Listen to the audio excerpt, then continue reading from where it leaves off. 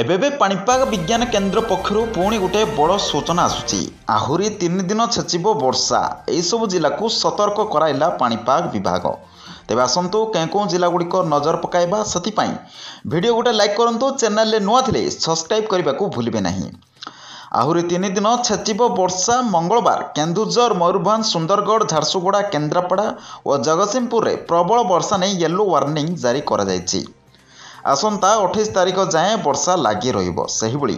वज्रपात पाई बालेश्वर, भद्रक, जाजपुर, केन्द्रापड़ा, कटक, जगतसिंहपुर, सुंदरगढ़, झारसुगुड़ा, बरगढ़, संबलपुर, देवगढ़, अनुगुल, ढेंकानाल, केन्दुझर, मयूरभंज, पुरी, खोर्धा, नयागढ़, गंजाम और गजपति जिला को सतर्क कराई।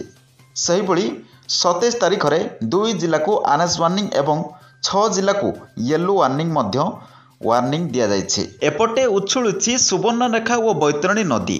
2 नदीर जलस्तर बढ़िया जो बन्या स्थिति सृष्टि होइछि। केन्दुझर, बालेश्वर, भद्रक रे अनेक गाँव में पानी घेरई रही। लगाण वर्षा राउरकेलार बहु स्थान में जलबंदी स्थिति उपजी। आसंता 48 घंटे ओडिशा उपकूल बंगोपसागर में आउ एक लघुचाप मदन सृष्टि हेबो बोली मध्य घोषणा करा जायछि। एहार प्रभाव में 28 तारिख जाए अधिक वर्षा हेबो बोली पाणीपाग विभाग पूर्वानुमान करिछि। तो यह पाणीपाग विज्ञान केन्द्र पक्षर लाटेस्ट अपडेट। आपण मैंने केउं जिलार वीडियो देखुछन्ते निहाती कमेंट सेक्शन में जणाइबे।